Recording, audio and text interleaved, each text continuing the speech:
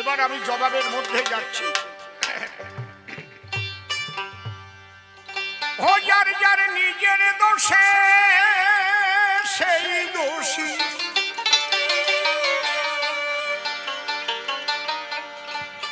ঠিক মতো মিশাই অবশ্য। যার যার নিজের দোষে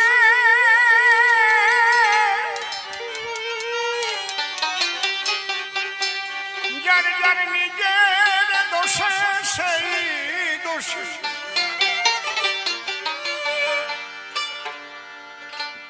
দোষী নহে ভগবান।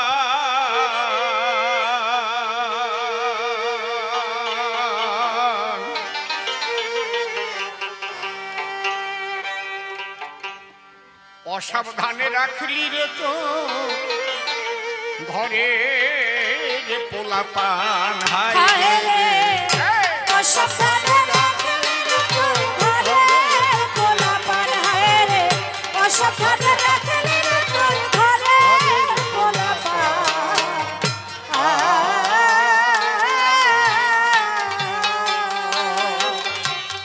যার যার নিজের দোষে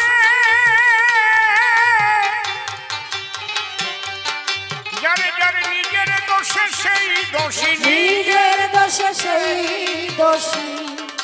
লেডিসটা এটা একটু কমবে এই মনিটরটা। যার যার নিজের দোষে সেই দোষী, দোষী নহে ভগবান। অসাবধানে রাখলি রে তোর ঘরে অসাবধানে রাখলি রে তোর ঘরে পোলা পান। একটু বাড়বে, বেশি কমে গেছে।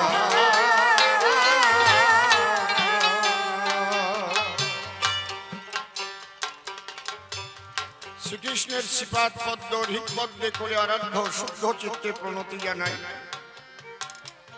সাধুগুরু বৈষ্ণব হেরি আর যত পুরুষ নারী আমার ভক্তিপূর্ণ প্রণাম গ্রহণ করিবেন সবাই। অদ্যকার্যে কবিগান এই মাঠে আমার নূতন অনুষ্ঠান। ইতিপূর্বে কভু আসি নাই। আপনাদের এই শান্তিপুরে কিংবা এই সূত্রাগড়ে এসেছি আমি অনেকবারে।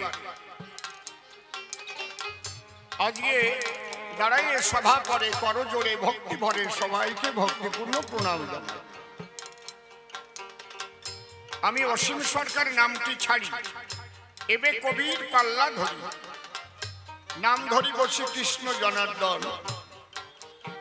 তবে ভূমিকা নেওয়ার আগে যে কথা মোর মনে জাগে, আমি আনন্দময় গোবিন্দের শ্রীপাদ পদ্ম করিনু বন্দন। হে গোবিন্দ পরাণ প্রিয়, তোমার আনন্দ তুমি দিও। এসেছে তোমার ভক্তগণ কৃষ্ণ কথা শুনবার তরে, ভক্ত এসেছে হাজারে হাজারে। হে প্রভু করিও সবার মঙ্গল আনায়ন। আজ পয়লা বৈশাখে তোমার কাছে আমি বলি ডেকে, করজোড়ে করি নিবেদন।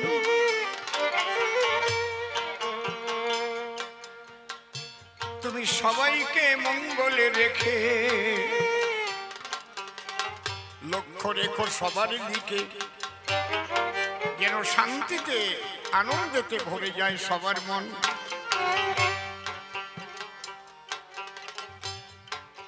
এবার অসীম সরকার নাম ছেড়ে শ্রীকৃষ্ণের ভূমিকা ধরে হলাম দণ্ডায়মান। বিপক্ষের কবি যিনি নাম ধরেছে গান্ধারী জননী, তিন চারটে প্রশ্ন করেছে দান।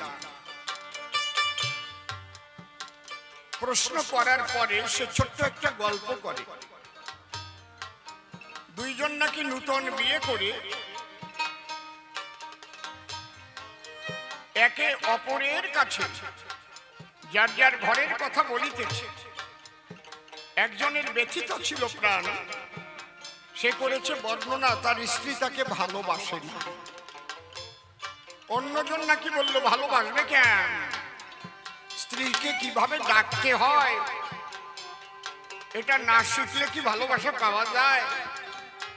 বড় নাম ধরে ডাকলে তাকে ভালোবাসা পাওয়া হয়। তাই ওই যে সুসি আর কি এক গল্প বলিস না, সুচিত্রা তার বউকে বলে সুচি, আর ওর বউয়ের নাম বিচিত্রা, ও যে বলছে নাকি বিসি, আর ওর বউটা কি বলেছে, আমি তো তোর বিসি, তোরে এইবার দিছি।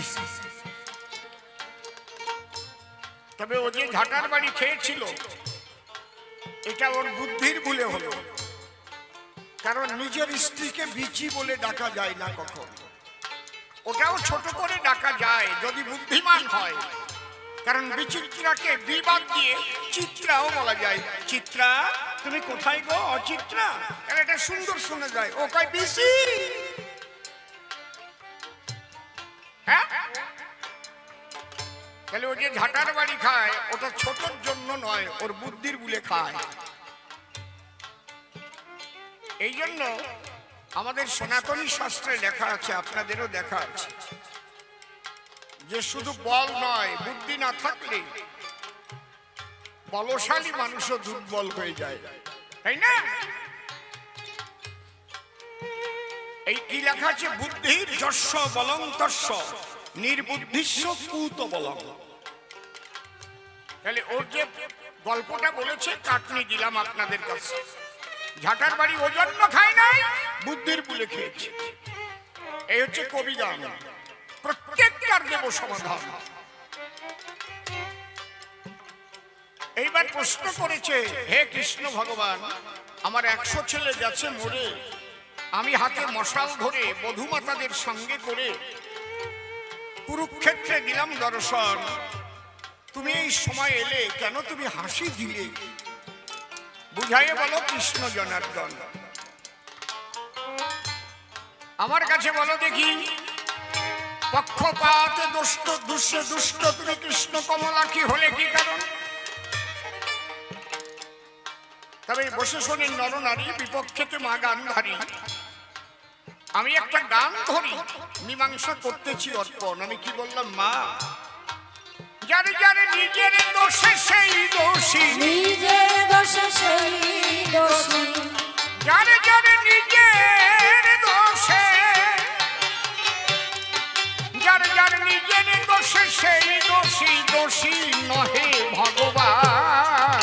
অসাবধান রাখলে তোর ঘরে গোলাপান হয় রে, অসাবধান রাখলে তোর ঘরে গোলাপান।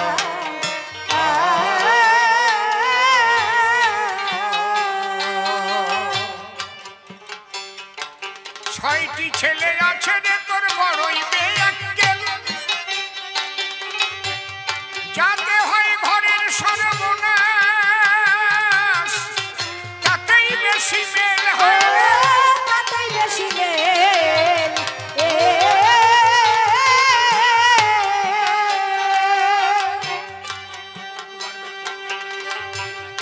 6টি ছেলে আছে রে তোর বড়ই বেয়াক্কেল, যাতে হয় ঘরের সর্বনাশ, তাতেই বেশি মেল। ও তাতেই বেশি মেল।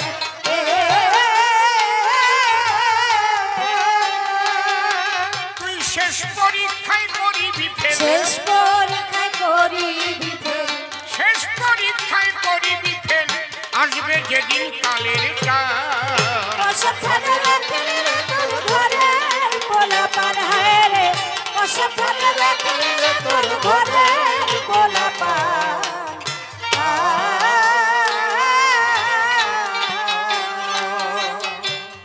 মা আমি বলি তব ঠাই, তোমার এই দুঃসময়ে আমি হাসি না, আমি যখন আসি তখন মহাকাল দিয়েছে হাসি, আমি যখন তোমার পাশে আসি তখন মহাকাল দিয়েছে হাসি। কেন? মনে করে দেখো, তুমি কারো বিপদের সময় হেসেছিলে কিনা? যেদিন তোমার পুত্র দুর্যোধন আদেশ করে বলেছিল, হে দুঃশাসন, দ্রৌপদীর কেশ করে আকর্ষণ নিয়ে এসো এই খোলা রাজসভায়, অন্তরে আমার আছে ভাবো, ওকে উলঙ্গিনী করে আমারই উরু পরে আজ বসিয়ে পাণ্ডবদের লজ্জা দেব। আচ্ছা, যা বসবার দেবেন আগে আগে দেননি কেন? এগুলো করছেন কেন? সামনে আগে ফাঁকা রাখছেন, এখন ঢাকিয়ে দিচ্ছেন, এর কারণ দেখেন। এইগুলো করবেন না, তাড়াতাড়ি বসে পড়েন। সামনে দিয়ে যাতায়াত করবেন না। কবি গান খুব মনোযোগ সহকারে না শুনলে কিন্তু কবি গানের রস পাওয়া যাবে না। শুনলে পরে কবি গান বাড়ে কিন্তু অনেক জ্ঞান, এর মধ্যে দিয়ে অনেক শাস্ত্র গ্রন্থ দর্শন আলোচনা হয়। এটা শুধু লোকসঙ্গীত নয়।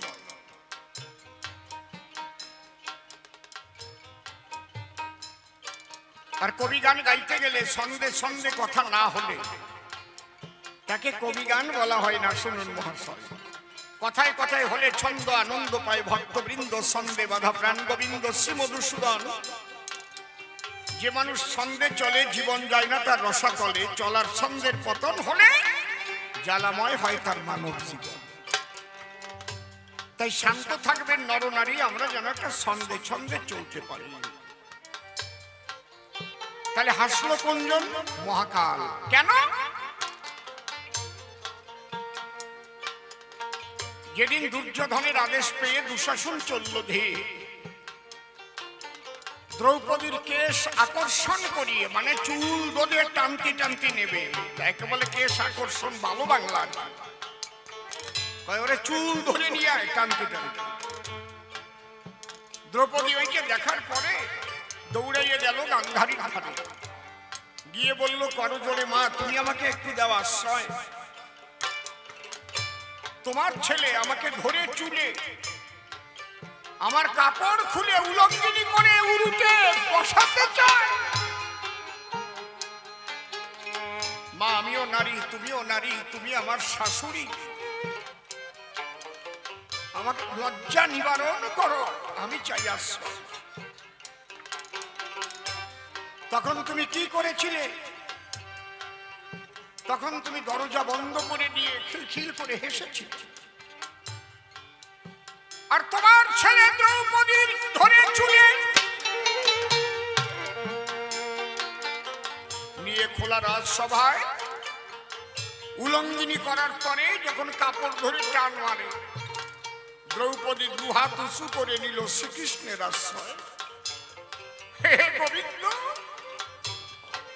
তুমি ছাড়া কেউ না।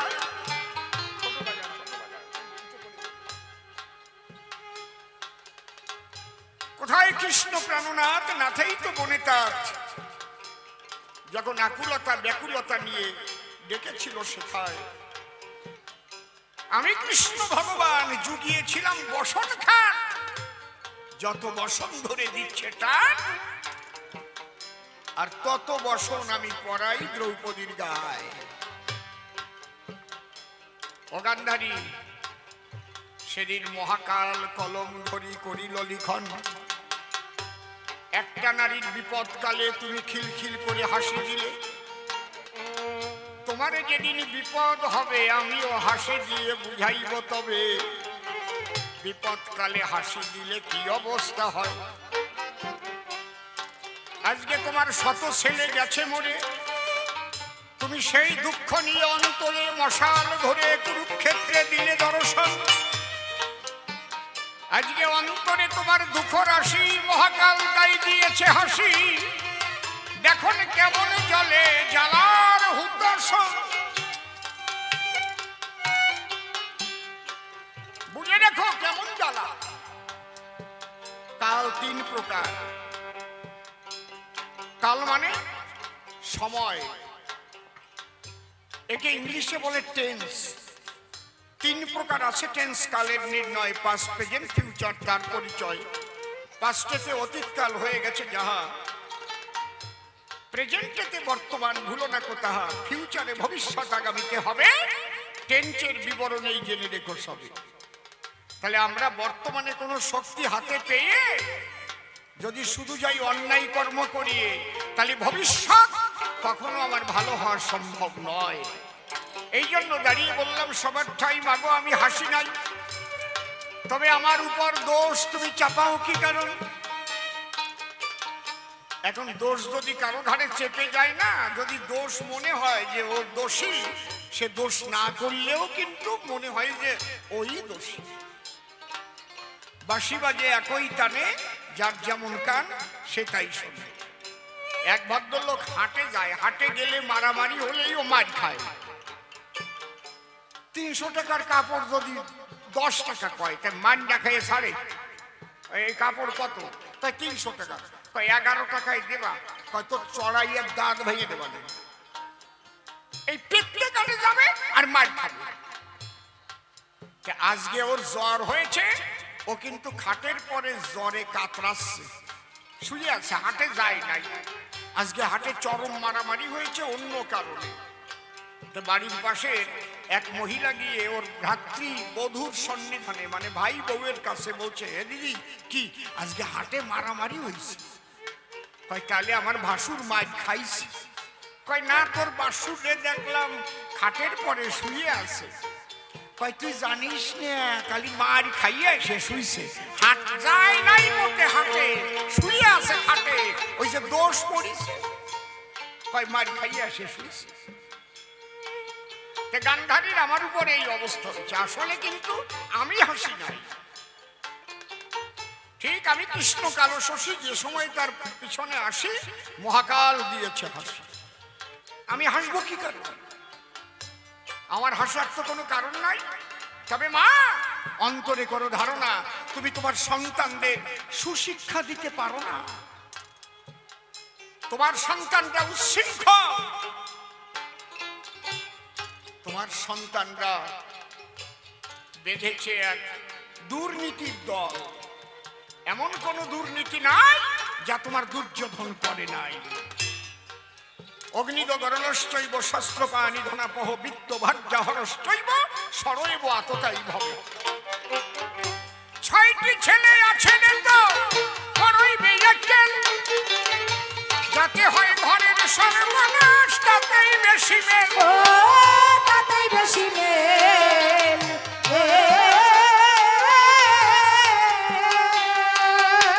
তুই শেষ পরীক্ষায় করিবি ফেল, শেষ পরীক্ষায় করিবি ফেল, শেষ পরীক্ষায় করিবি ফেল, আসবে যেদিন কালের টান। অসাবধানে রাখলে তোর ঘরের পোলাপান, হায় রে অসাবধানে রাখলে তোর ঘরের পোলাপান।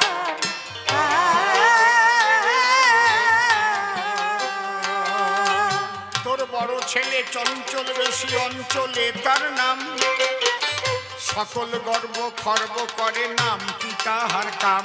ও নাম কি তাহার কাম।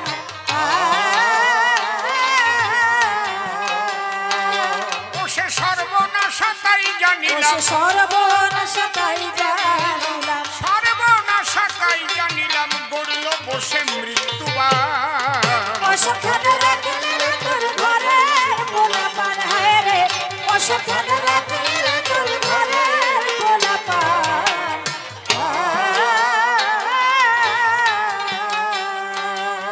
তোর মেজে ছেলে সকল কাজে করে শুধু ভুল, কতবার যে লোক সমাজে কেটেছে না চুল। ও কেটেছে না চুল, ও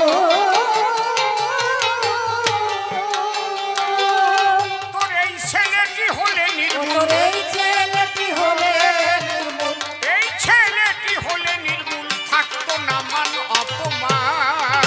অসাবধানে রাখলে তোর ঘরের পোলাপান, হায় রে অসাবধানে রাখলে তোর ঘরের পোলাপান।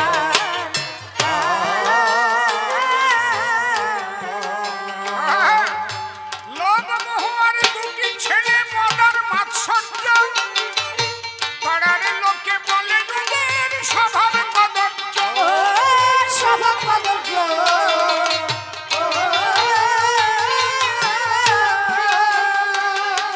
অধমসীম বলে ধরে ধৈর্য, অসীম বলে ধরে ধৈর্য, অধমসীম বলে ধরে ধৈর্য, সাধন করো সমাধান। অসাবধানে রাখলে তোর ঘরের পোলাপান, হায় রে অসাবধানে রাখলে তোর ঘরের পোলাপান।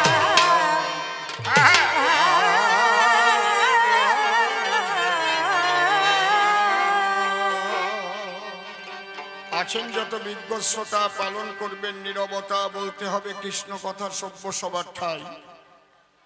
যেভাবে প্রশ্নদান করেছিল সভাস্থান, প্রথম একখানা গেয়ে গান, হাসির জবাবটা দিয়েছি শুনেছেন তাই।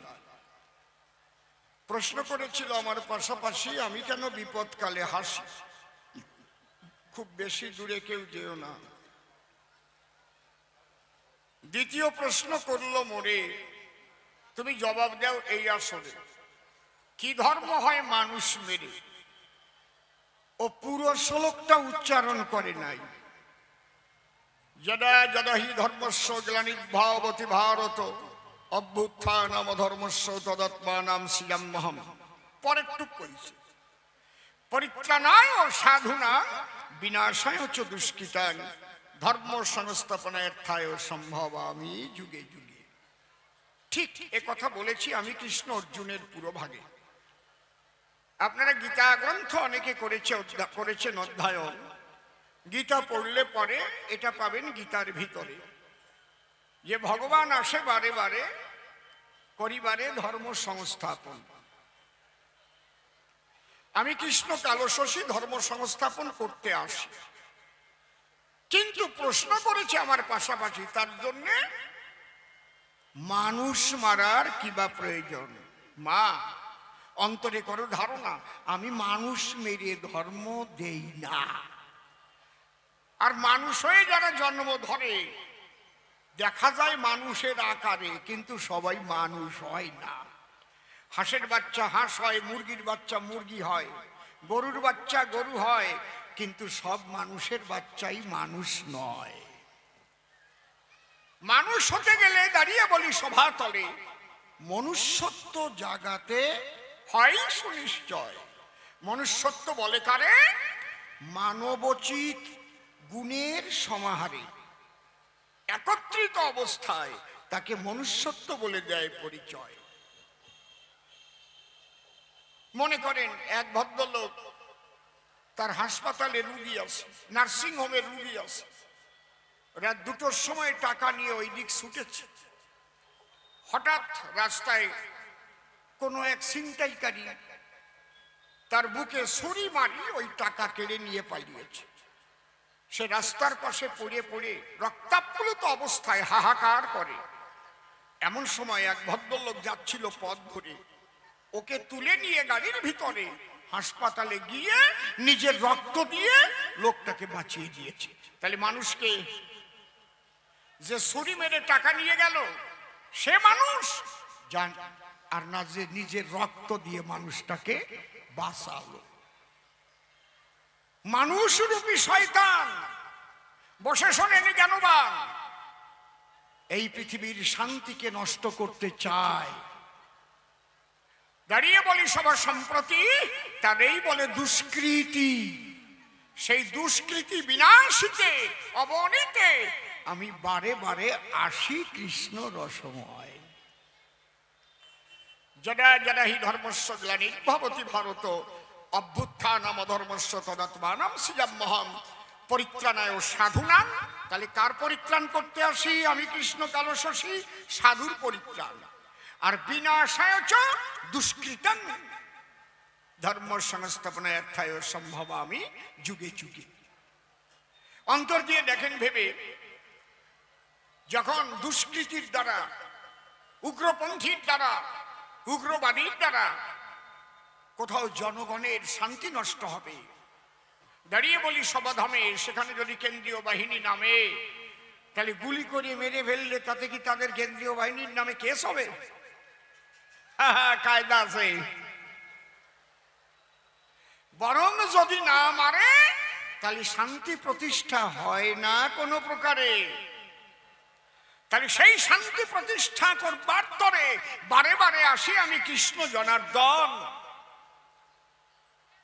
আমি পক্ষ নেই না, বলি নাই কখন। আমি সাধুর পক্ষ নিয়ে থাকি কৃষ্ণ কমলাক্ষী। একটাও দিচ্ছি উদাহরণ। সত্যযুগের একটা কথা বসে শোনেন বিজ্ঞ শ্রোতা। হিরণ্যকশিপু নামে দৈত্য ছিল একজন। সেই দৈত্যের ঘরে তার স্ত্রীর ভক্তির জোরে একটা কৃষ্ণ ভক্ত সন্তান, হরিভক্ত সন্তান করে জন্মগ্রহণ। তার নাম কি দেখি কেউ বলতে পারে নাকি? কি নাম? বাহ, প্রহ্লাদ। প্রহ্লাদ ভক্তের জন্ম হলো, ও 5-6 বছর বয়স থেকেই হরিনাম করতে আরম্ভ করল। কিন্তু ওই দৈত্য হিরণ্য জ্বলে উঠল তার জন্য, কারণ ওই হিরণ্য ওই হরিনাম শুনতে পারে না কখন। বলে, প্রহ্লাদ কি তোরে দিয়ে ফেলিছি বেশি আহ্লাদ, ব্যাপারটা কি রে? যা চাও তাই দেই না। কি বাবা, কি হয়েছে? কই, তোরে হরিনাম নিতে কে কইছে? কই, কেউ কই নাই, ভিতরের থেকে ঠেলে উঠিছে। খবরদার করিমানা, ওই হরিনাম আর জীবনে উচ্চারণ করবি না। তুই বলিস হরি হরি, হরি হচ্ছে আমার জীবনের চরম ওরি, ওরি মানে শত্রু।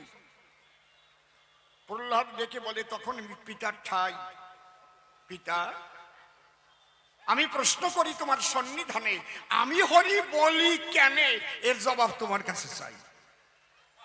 বা আমি জবাব দেব কেন? কয়, আমার কাছে বলো দেখি, আমি একটু শুনিয়ে রাখি। আমাকে আনার জন্য যেদিন মা বাবা দুইজন তোমরা হয়েছিলে মিলন, সেই রাত্রিতে তোমরা কি করিয়েছিলে দুইজনাতে শ্রীহরি স্মরণ? এইবার আসল জায়গায় গুঁতো মেরিয়ে দিয়েছে। কারণ ওই একদিনই হিরণ্যকশিপুর স্ত্রী বলেছিল করজোড়ে, স্বামী কোনোদিন তো কিছু চাই নাই তোমার ঘরে, তুমি যেমন কর্মই করো সাধন, কি বলবো তোমার ঠাই, তোমার বিরোধিতা আমি করি নাই, কিন্তু আমার একটা বাক্য তুমি করবা প্রতিপালন। কি? তুই কেউ জানবে না, খালি জানবো তুমি আর আমি। কি? একটা রাত আমরা সারা রাত ভরে হরিনাম কীর্তন করি, তুমি আর আমি হইব মিলন। অন্তরে আমার আছে ভাবো, আমি একটা সুসন্তান জন্ম দেব। আমার বাক্য মানবে কি না তাই বলো এখন। হিরণ্য স্ত্রীকে খুব ভালোবাসে, যখন এই প্রস্তাব নিয়ে আসে ফেলতে পারে না, তখন ওই দিন রাত্রি ভরে দুজন হরিনাম কীর্তন করে মিলনের দ্বারায় যে সন্তান করেছিল জন্মগ্রহণ, বসে শোনে জানি গেল সেই হরিভক্ত সন্তান হলো প্রেমানন্দে হরি হরি বল সর্বজন। তাহলে এই আলোচনার মধ্যে দিয়ে একটা পয়েন্ট আমরা পেয়ে গেলাম, কি? স্বামী স্ত্রী যদি একত্তরে ঈশ্বরকে স্মরণ করে তারা ঈশ্বরের নাম নিয়ে হয় মিলন, অন্তরে দেখেন ভেবে তার সন্তান কিন্তু হরিভক্ত সন্তান হবে, কৃষ্ণ ভক্ত সন্তান হবে। এই থিওরিটা এখান থেকে আমরা করিলাম অর্জন। এই একটা কথা ধরে ধরে যদি কেউ নিয়ে যেতে পারে পৃথিবীর মানুষ, তাহলে ঘরে ঘরে সুপুত্র জন্ম নেবে। একটা সুসন্তান জন্ম দেওয়া অত সোজা না। একটা সুসন্তান যদি জন্ম হয়, তার দ্বারা পৃথিবীর বহু মানুষের উপকার হয়, কোটি কোটি মানুষের উপকার হয়। আর একটা লাদেনের মতো যদি জন্মায় কামহারা, বুঝলেন, মাঠে মারা। বোঝা যাচ্ছে আমার কথা নাকি? সন্তান ভালো জন্ম দিতে গেলে বসে শোনেন জ্ঞানী দলে বিবাহ ব্যবস্থাটাকেও ঠিক করা চাই, এ কথা অতি সত্য। নারী পুরুষের রাখতে হয় রক্তের দূরত্ব, তাই নাহলে উগ্র সন্তান জন্ম লয়। একদম প্রজনন বিজ্ঞানের কথা বলছি আপনাদের কাছাকাছি। এই জন্য হিন্দুদের যখন বিয়ে হয়, অন্তত নিজের মাতুল, মার মাতুল আর বাপের মাতুল, এই কয়টারে বাদ দিয়ে সম্বন্ধ হয়। নাকি ভুল বললাম না ঠিক বললাম? কথা কন। নিজের মাতুল বংশে কেউ বিয়ে করে? করে? কথা কন না কেন? আর বলদের মতো বসে রয়েছে সব। বাবার মাতুল বংশে বিয়ে করে, মার মাতুল বংশে বিয়ে করে। রক্তের দূরত্ব বেশি হলে পরে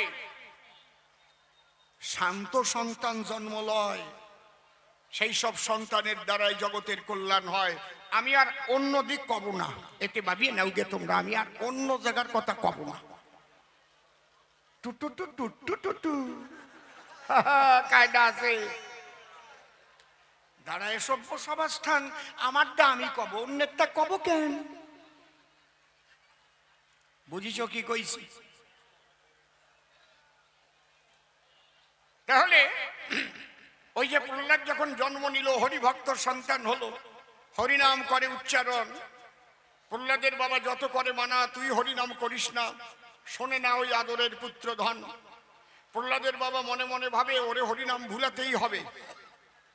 দেখি গুরু গৃহে নিয়ে যাই এখন, ওর সঙ্গে বেশি না করিয়ে তর্ক।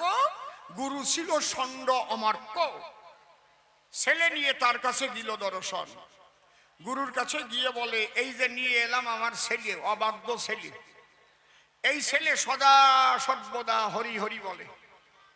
হরিনাম কি করে ছাড়ানো যায়, তার জন্য একে করাও বিদ্যা অধ্যয়ন।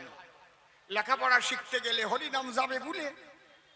গুরুদেব ডেকে বলে, ঠিক আছে, ও আর হরি বলবে না কখন, অন্তরে আমার আছে ভাবো, ওরে কঠিন কঠিন পড়া দেব, হরি বলার সময় পাবে না তখন।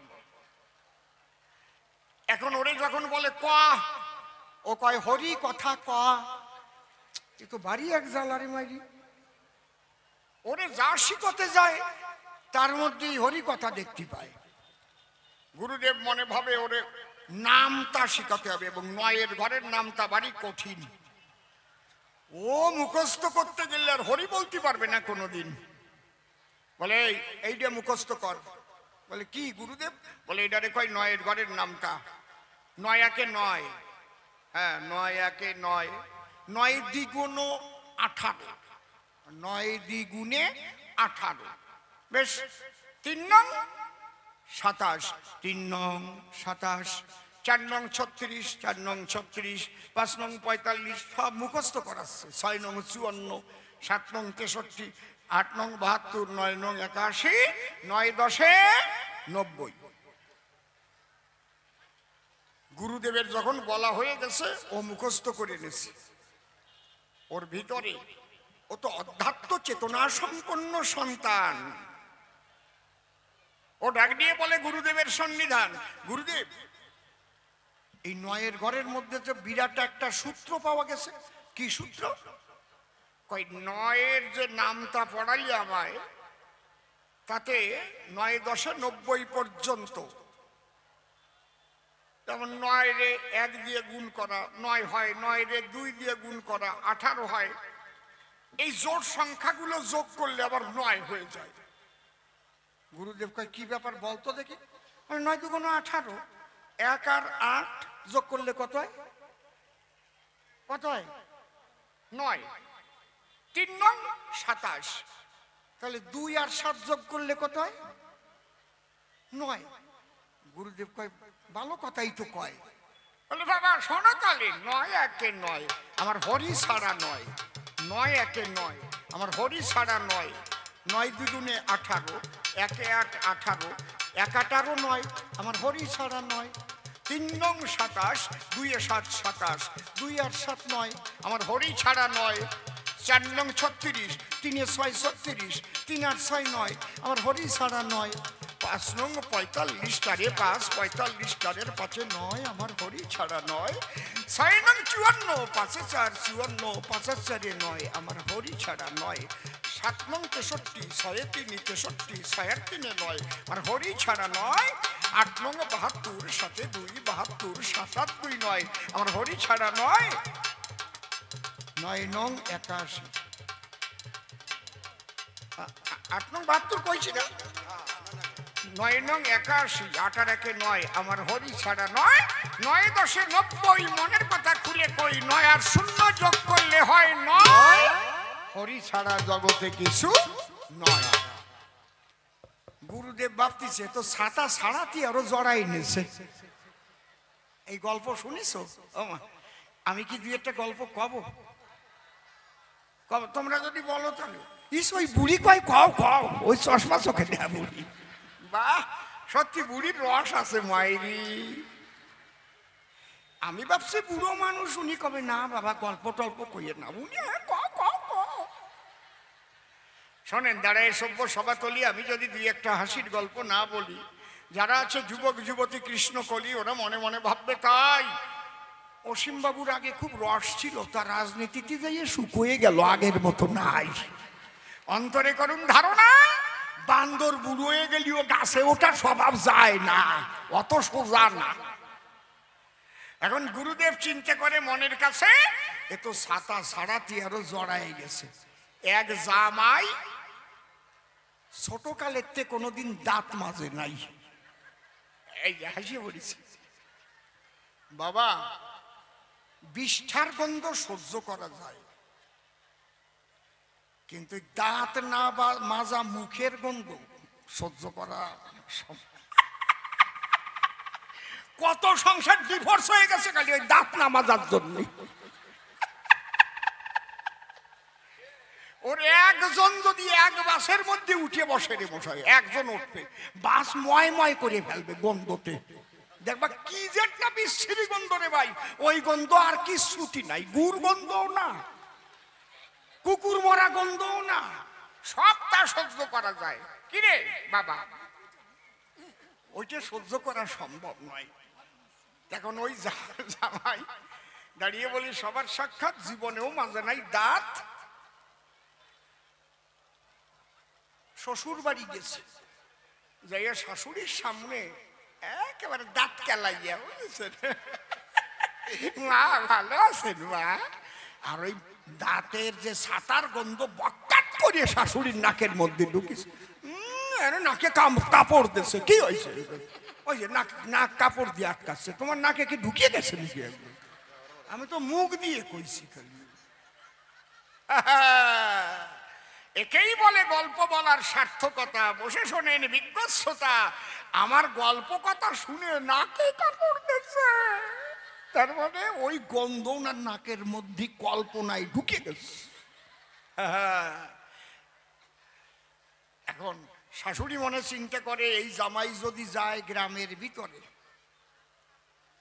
আর কেউ যদি এই গন্ধ একবার পায়, সবাই বলবে তাই মাইয়ে বিয়ে দিতে আর জায়গা পায় নাই, দাঁতের ছাতা নিয়ে গন্ধওয়ালা জামাই রে মাইয়ে দেয়। তার মনে আমার আছে, ভাবো পাশেই তো চড়কের মেলা মিলিছে, আমি 100টা টাকা দেই জামাইয়ের কাছে, জামাইরে দিয়ে একটু আখ কিনে খাওয়াবো। ও আখ যদি খায় তাহলে ছোলার সময়, আখ ছোলার সময় খোসার গসায় গসায় খানিকটা যদি ছাতা যায়। এইবার বুঝতেছে, বাবা জামাই বাবা, মা এই 100টা টাকা নিবা। বাহ, শাশুড়ি মা কত ভালো, 100টা টাকা দিল। কি করবো? কই দেখো ওই চড়ক মেলা মিলিছে, আমি বলি তোমার কাছে ওখানে বড় বড় আখ আছে, তুমি যাইয়ে 1খান 2খান যা পারো আখ কিনে নিয়ে ওই সুলে সুলে দাঁত দিয়ে খেতে খেতে বাড়ি আসো। কি হয়? বলে আরে সর্বনাশ, এতে মস্তিষ্ক ঠান্ডা হয়, রক্ত পরিষ্কার হয়, ধাতু পুষ্ট হয়। আখের রসের মতো আর ভালো ওষুধ আছে নাকি দুনিয়ায়? কিন্তু দাঁত দিয়ে সুলে সুলে খালি বেশি কাজ হয়, কেসকি কলে দিয়ে রস বের করে খালি অত কাজ হয় না। শাশুড়ি যখন শিখাই দিয়েছে, জামাই তো ওই মেলায় গেছে, জামাই গিয়ে দেখিবারে পায় ঝুড়ি ভরা কালো জাম। জামাই বলে কত দাম, আখের কথা ভুললো মহাশয়। শাশুড়ি কইছে আখ খাতি, আর একজন দেখে 1 ঝুড়ি কালো জাম নিয়ে বসে রয়েছে। কালো জাম দেখার পরে ডেকে তখন বলে তারে, কত নেবা বলো দেখি তাই। জামওয়ালা ডেকে কয় 100 হলে দেওয়া যায়, তার বেশি আমার দরকার নাই। 100 টাকা যখন দিল, জামার করজ ভরে জাম নিল, সাদা জামা শেষ হয়ে গেছে। কি কায়দা, জামাটা সাদা কাপড়ের, ওটাও শেষ করেছে। এবার জাম খেতে খেতে শাশুড়িরও সাক্ষাতে যখন গিয়ে দাঁড়াইছে, এইবার কি হয়েছে, ওই ছাতার উপর দিয়ে আরো জাম কালারের প্লাস্টার প্যারিস হয়ে গেছে একদম। এখন আর মুখ বন্ধ হচ্ছে না, ফুটটি মারিয়ে দিয়েছে একদম, যেমন ফুটটি দেয় না, একদম জাম কালারের ফুটটি ছাতার উপরে। যাইয়া শাশুড়ি যেই গেছে, শাশুড়ি বলে বাবা আখ খাইছো? খাই না জাম খাইছি। কয় ওরে পোড়া কপালিয়া, ছাতা ছাড়াতে আরো জড়াই নিয়ে যে।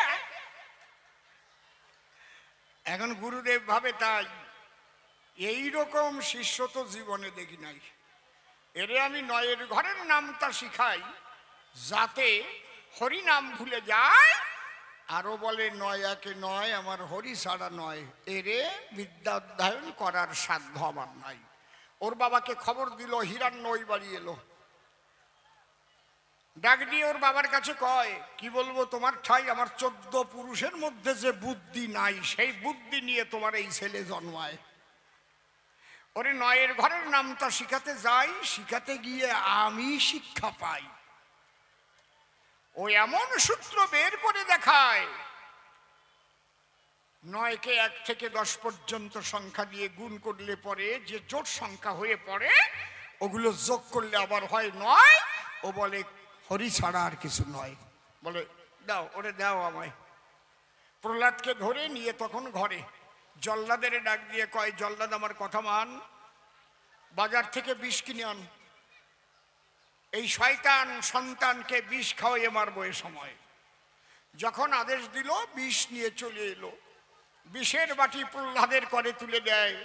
প্রহ্লাদ বলে জগদীশ তোমার সৃষ্টি অমৃত আর বিষ, আমি কেন পাবো ভয়, তোমার নামে নিবেদন করে বিষ আমি দেব অধরে।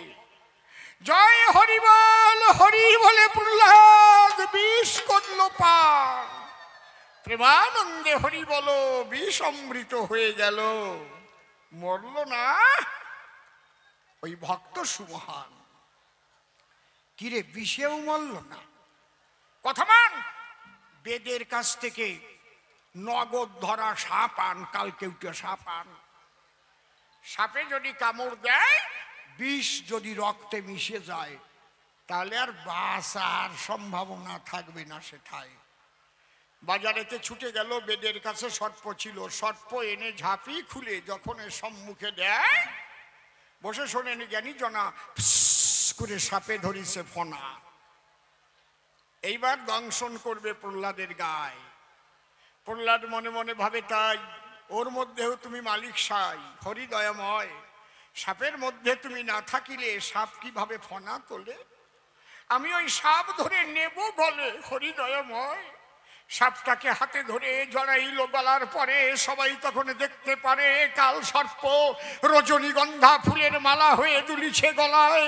প্রেমানন্দে হরি বলো, আজ সর্প মালা হয়ে গেল। প্রহ্লাদের বাবা দেখে মানিল বিস্ময়।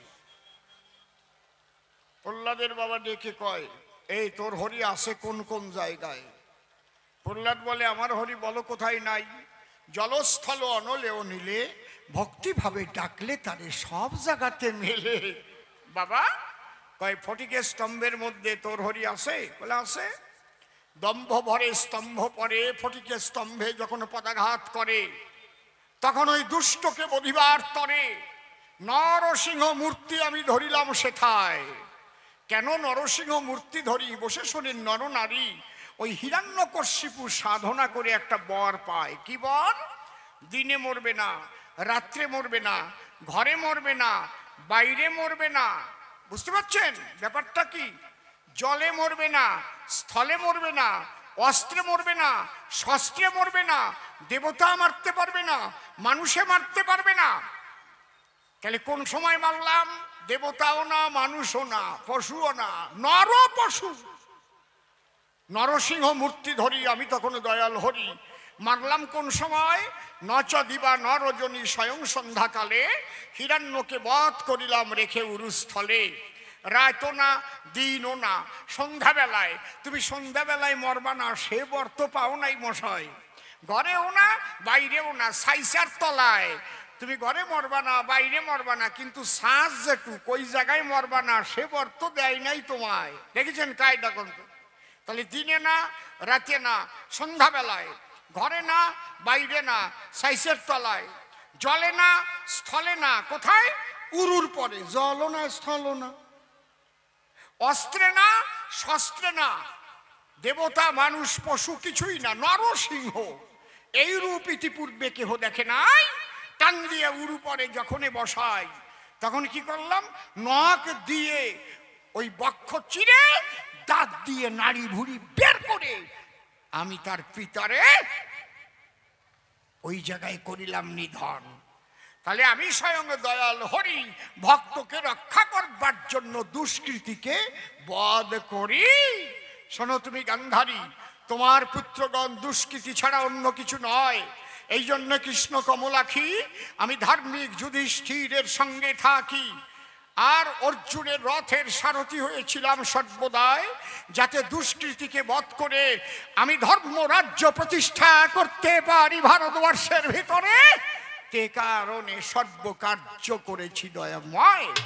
আরো যেসব কথা আছে বলবো আমি আপনাদের কাছে, শুধু কথায় কথায় নয়, এবার বলবো গানে গানে। তারপরে গান্ধারী কি বলে সে আপনাদের সন্নিধানে, সেটাও আপনারা শুনে যাবেন ভক্ত সমুদয়। আমার বলার পরে গান্ধারী আবার আসবে আসরে।